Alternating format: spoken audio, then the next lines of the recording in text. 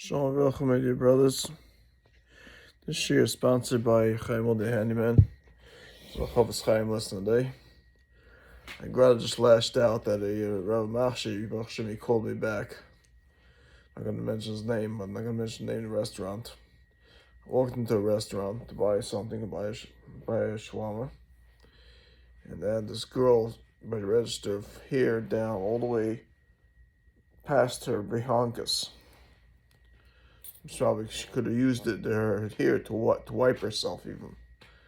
Like a vital. Like a horsetail. That's how long her hair was.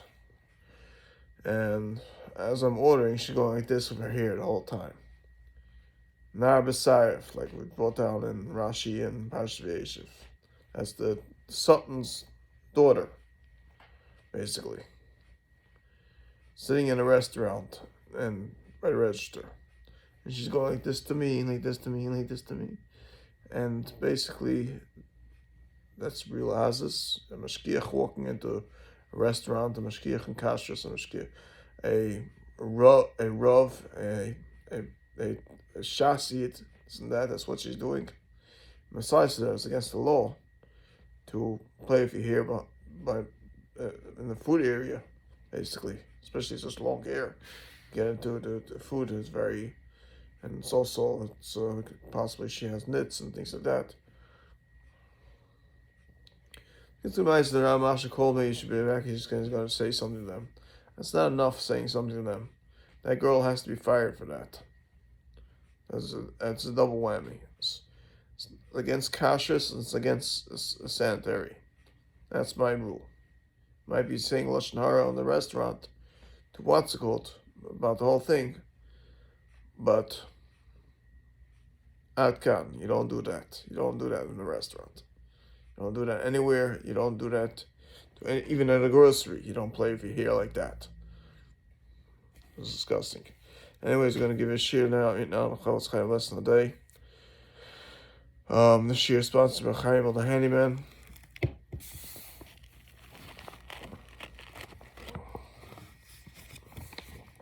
Today is... I believe it's Chavav. Let me get my calendar out. Sunday night, Parshas Mishpatim. Actually, it's already Monday morning, 1:08 in the morning.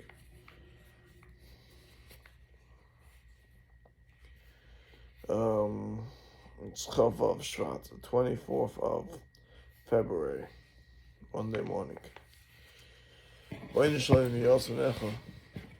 Elrachim Chanish Keniyim Chalim Shmapil Shainim Lashon Chilas Azam Adam Chilas Yochid Hoshkin Klai Sol Chelik Hoshkin Osama Gidaiso Klash Bach Lasam Al Sheka Haluva Chlegis Kaskai Valas Twan Bonus Pon Tans Libra also finish and lay down Kim Dova Tzach Yadi Gufi Ashiko Maisa Shem Shmai.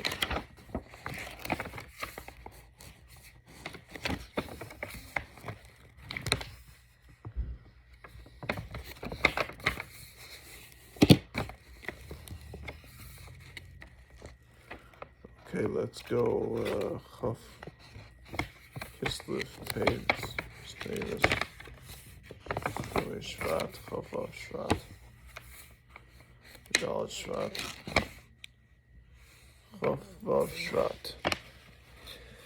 Chavav Shvat. Pure intent. Condition 5. By commanding us to not go as a gossamonger among your people, Vayikra 19:16. Torah is teaching us that to derive pleasure from spreading gossip runs contrary to the mature, dignified character expected of a Jew. Thus, one who derives pleasure from spreading gossip has violated this commandment, even when his report brings about a constructive result. Okay. My goal in our comment about the restaurant. Okay. Letting what would otherwise be considered rechilas for a constructive purpose is permissible only if one's intent is solely to accomplish that purpose, deriving satisfaction from being involved in the action or from aborting the plans of someone who is not well liked is forbidden.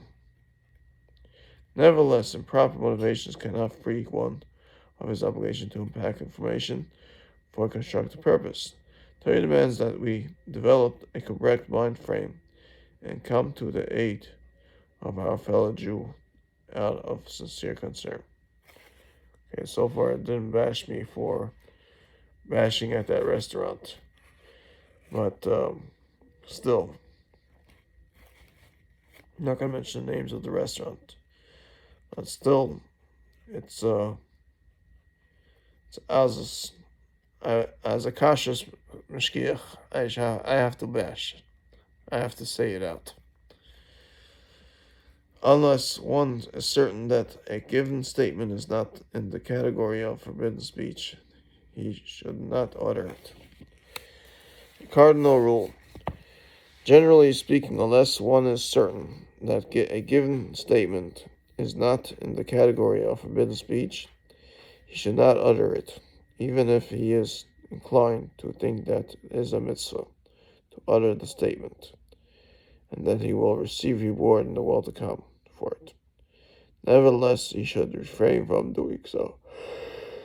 This way he will be saved from divine retribution. For example, if in fact one was obligated to speak critically of a certain individual, did not do so out of uncertainty, he will be able to come before the heavenly court and say he was not sure whether or not I was permitted to criticize him to others before.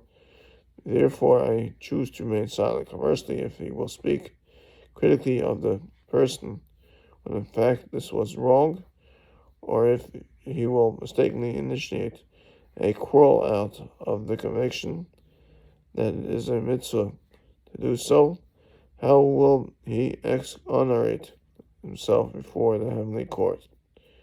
How will he excuse his having spoken forbidden and having been the cause of strife? He will not be able to say that his uncertainties held him to speak, for if he was uncertain, he should not have spoken.